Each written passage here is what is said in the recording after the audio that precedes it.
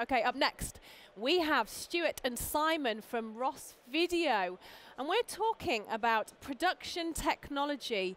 Welcome to the KitPlus Live Studios. I'm loving your cards. Thank you. Unleash your creativity. That's Boom. right. That's right. It's like Tony Robbins, that. Unleash the giant within. What does that mean then? Tell me about Ross. So we are a Canadian company by origin. The company was founded about 42 years ago in Ottawa, in Canada.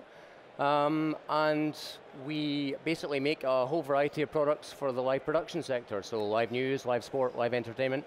And we're almost now at the point where we make everything except for the cameras.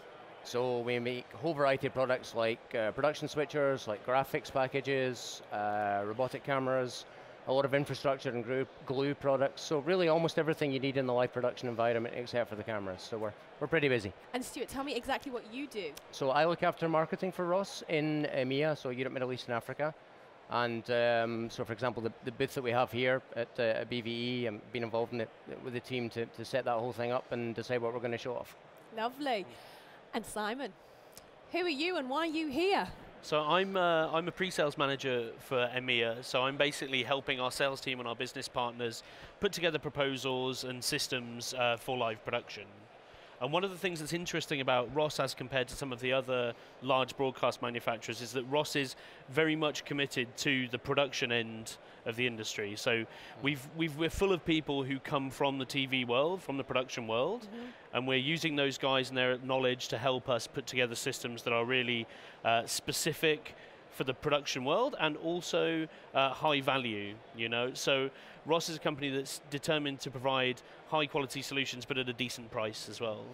Now, in just a minute, I'm going to come back and get a little bit more curious about some of the new products and innovations that you're launching here at BVE. Yeah. For anybody that wants to come and chat with you directly, where are you located?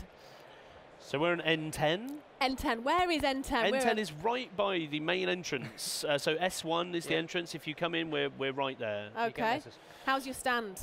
Good. Did you spend some money on it? Is it looking good? We had a rummage about behind the sofa and we managed to find enough to produce something that looks pretty good this year. So we're quite happy. It's been busy, a lot of interest in the new stuff, so we're pretty happy. We're sponsoring the bar as well this year, so that always goes down well. Lovely. Yeah. And I hear this evening we have a comedian or some sort of live performance. I think there's somebody in one of the theatres, I think, who's giving a live performance. So wonderful. I think it's worth coming along, have a beer and see what that's all about.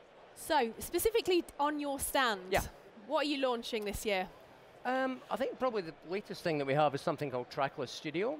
So we do quite a lot of work with broadcasters who are interested in virtual applications, so virtual studio, augmented reality. And that's quite a nice way of being able to take quite a modest floor space and using a green screen and the various technologies that we have, making that look much, much larger, creating virtual sets, virtual set designs.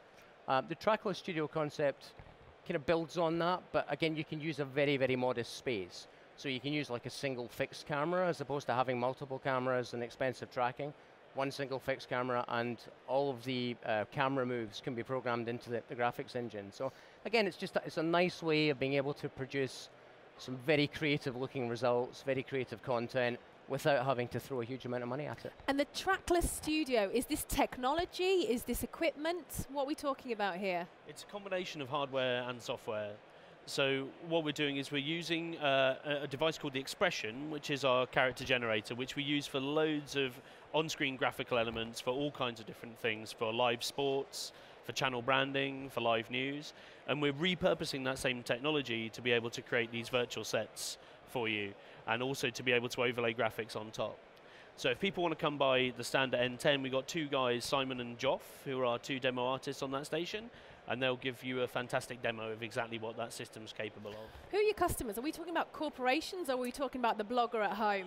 Ooh, it's everybody from national level broadcasters really down to smaller production companies, people that are doing stuff to go out over the web. I mean, because we have such a diverse range of products, we can really accommodate everybody, and from the big national broadcasters right the way through to the smaller people, the smaller companies who are just producing content and pushing that out over the net. It's everybody in the middle.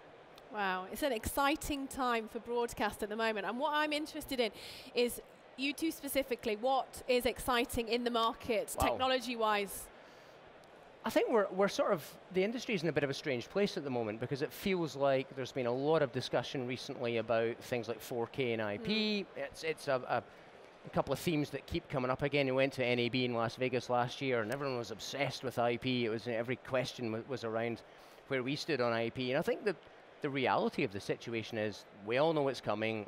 We, as Ross, are as engaged in that discussion as we can be because we've got people on the standards committees. We're involved in the Aspen community as well. So, we're very, very heavily involved in that. At the same time, I think when you actually sit and talk to broadcasters and customers about their priorities, it's not always the same thing. They're not always as interested in the stuff that's coming over the horizon as they are in how they can work more efficiently, more cost effectively, and be more creative now and in the next 3, 6, 9 months. And I think that's an area where we're very well placed. We can really help broadcasters and production people right now to work more efficiently and create that very creative and engaging content they're looking for without having to spend a huge amount of money. And at the same time, we're very much engaged in this new and emerging technology. And when the time is right, we'll be deploying that too. And Simon, anything from you? Yeah, I think we've seen in the past there's been a number of new technologies that have come around. They always take a little bit of time to settle down for standards to be chosen and so on. And exactly the same as we saw with 3D, I think we're seeing the same now with IP and 4K. And given the right time, Ross is going to be in the right place to help people. But right now, we're still, a lot of our customers are going from SD to HD, and we're there to help those guys with that right now. What's your background? I'm curious. Let's get personal. Oh, crikey.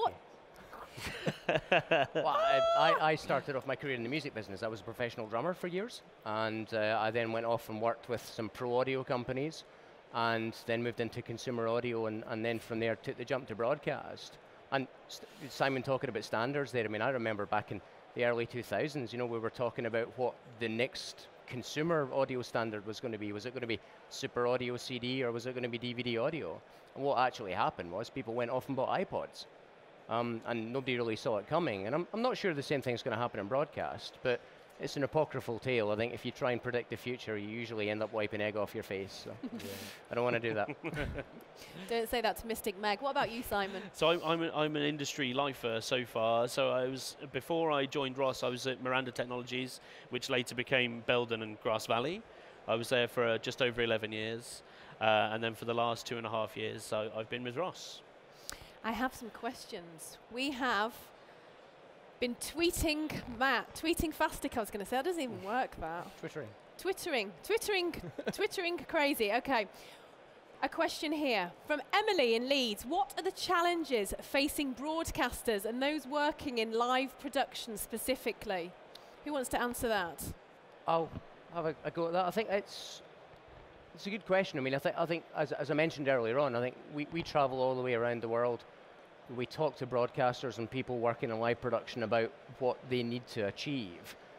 And it's the same common themes, I think, that come up time and time again. I think people are feeling a lot of pressure on budgets. They want to get the CapEx and OpEx budgets down.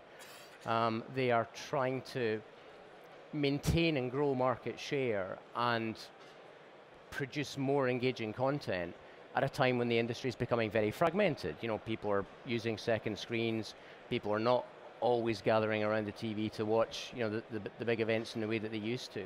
So there's this pressure on cost. There's this pressure on human resource, pressure on being able to produce very engaging content and get that out in the appropriate way. And it's, it's very, very difficult. It's not an easy thing to do. These guys now working in broadcast environments have to be masters of a number of different disciplines. But I think that's an area where we can help. We can add some value there. I think in a world where linear TV is changing and people are less often sitting down to watch a series of shows at a specific time, people are using video on demand, online services, I think it means that there's a pressure on live television to produce high quality content that's going to engage people at a specific time, at a specific time slot. So I think there will always be a future in live production, and I think also the industry is changing in the way that we're seeing high quality recorded dramas and so on television as well. I think it's the golden age for TV scripted drama at the same time that people aren't watching linear TV. So it is quite interesting. But I think if you're somebody starting in the industry, there's always going to be fantastic opportunities in live television. And also, I think it's a very exciting time if you're getting into TV production now for recorded shows as well. Ross Video are lucky enough to have their office based at Pinewood Studios, and so we get to see that side of the industry every day as well, which is really exciting. So, although there are lots of challenges, I think it's a pretty exciting time to be in the industry. Live is still fun. You know, live is still a very sexy end of the market, and we had one of our customers recently who said he wanted to get more live content into the schedule. But the big problem was it's traditionally been expensive. You know, the schedule was moving very much towards pre-record because it was cheaper. He felt like it was more manageable, but he missed the excitement of live. And I think if we can, you know, if we can help broadcasters to get more live content back in the schedule at the right sort of price point, I think that's a good place to be. Right, hold those thoughts. We're just going to switch to a short break. When we come back, we're going to be talking about Ross's Ultrix routing platform that I'm very interested in. Okay, grab a coffee or a cup of tea. We'll be back in a few minutes, continuing our chat on production technology. See you shortly. Welcome back to my KitPlus studio, and I am joined by the delightful Stuart and Simon from Ross Video. I've got some hot gossip. You guys won a technical Emmy. Hello? Yes, we did. Oh my gosh, can I touch you? What was this for? Tell me. Yeah. Well, so technical Emmys are incredibly hard to win. They are very, very difficult. And I can't, you might be able to correct me on this, I can't remember exactly what the wording is on the criteria, but you have to have basically developed something that materially influences the way that TV is made. It has to be something that is quite material and quite important. It really moves things on a notch. And we won the technical Emmy for something called Open Gear, which is basically a platform that was developed by Ross, and it's an open standard platform. So, you know, back in the bad old days before Open Gear, there were a whole bunch of different specifications for cards, and David Ross said, well, hang on, this is nuts. This isn't really helping customers because they're not sure what kind of cards they should be buying and, you know, what the right way is to go. And he said, well, why don't we just standardize this? Why don't we basically publish a blueprint for an open standard for cards and frames, and everyone can buy into that, and everyone can use it, and it just takes away all that insecurity. It just gives everyone a bit of confidence, and I think we've got 60. Yeah, exactly, and some of them are here. So if you take a walk around the stand, you'll see the Open Gear platform used on our stand, but also on some of our other partners and even some of our competitors that also use that same platform. Yeah. So it's pretty interesting, and for the customers it's fantastic as well, because Ross Video produces a huge range of cards that fit into this Open Gear frame, but some things we don't have.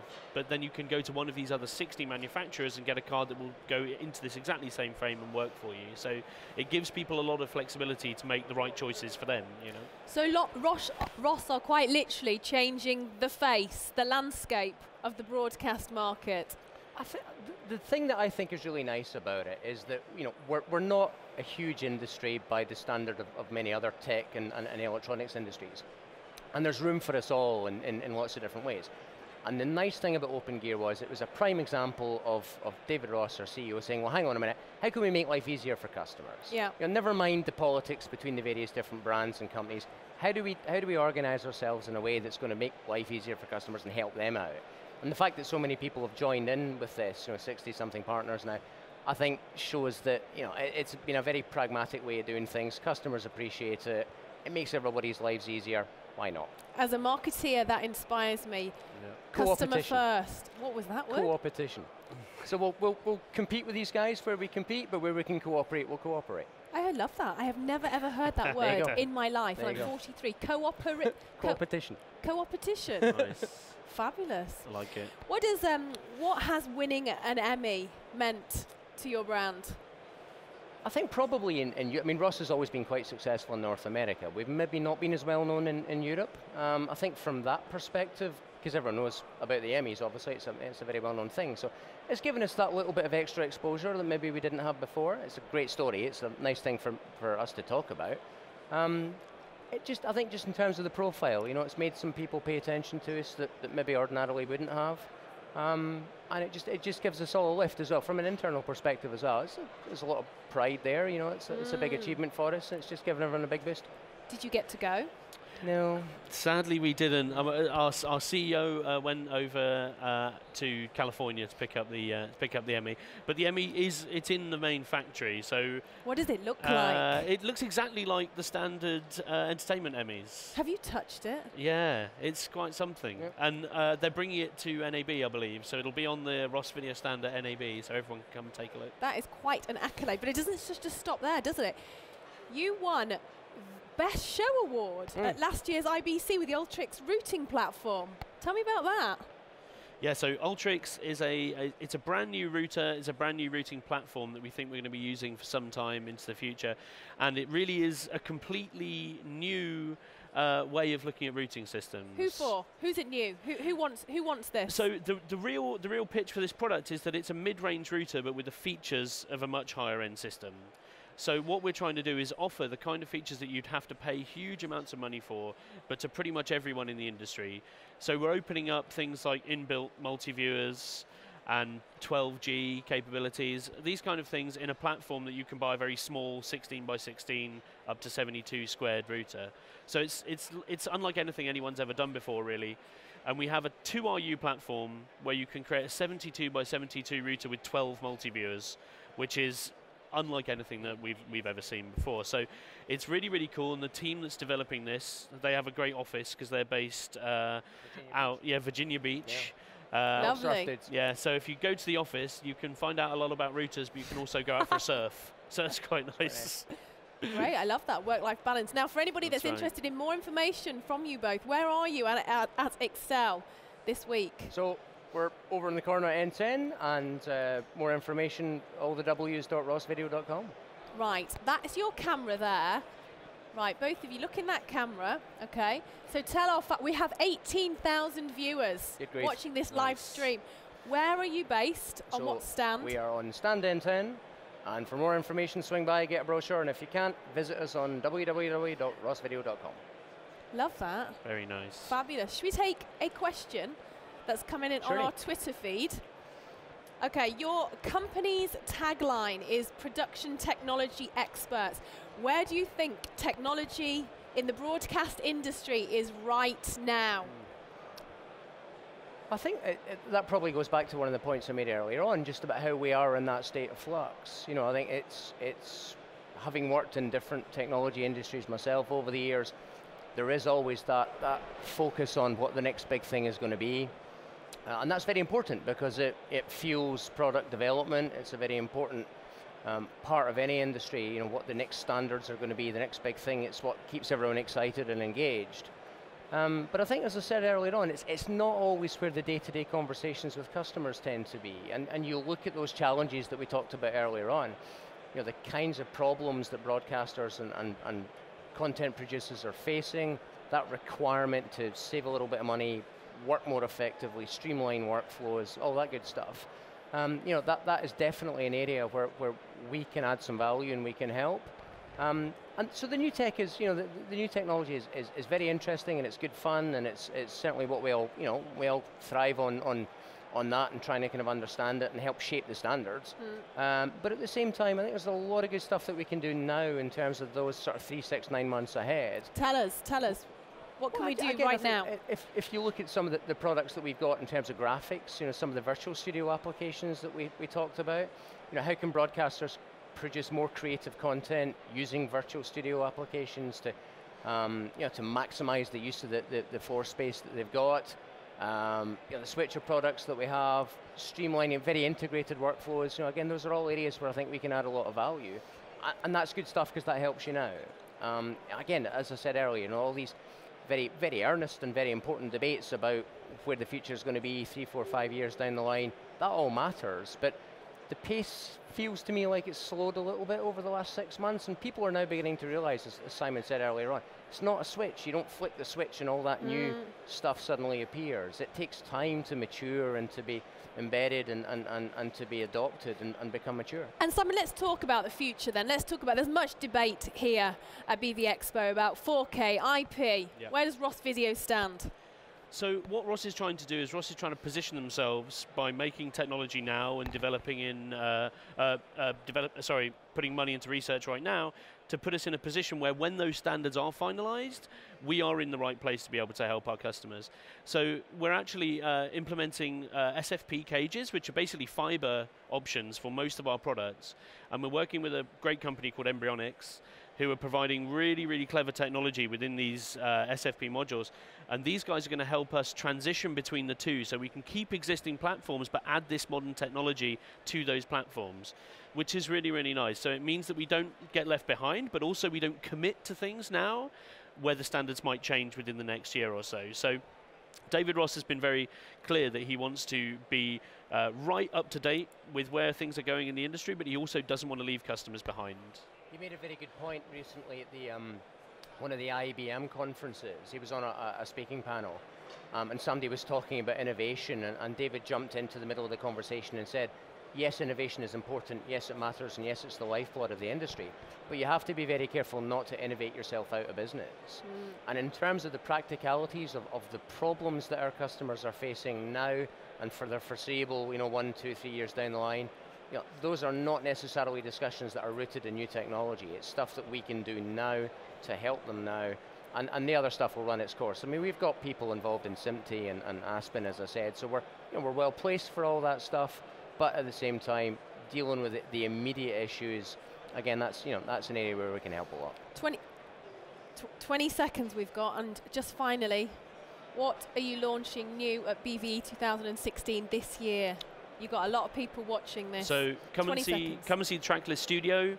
Come and talk to us about Ultrix, new routing platform, and also come and speak to us about automated production control. And remind me where your stand is? N10.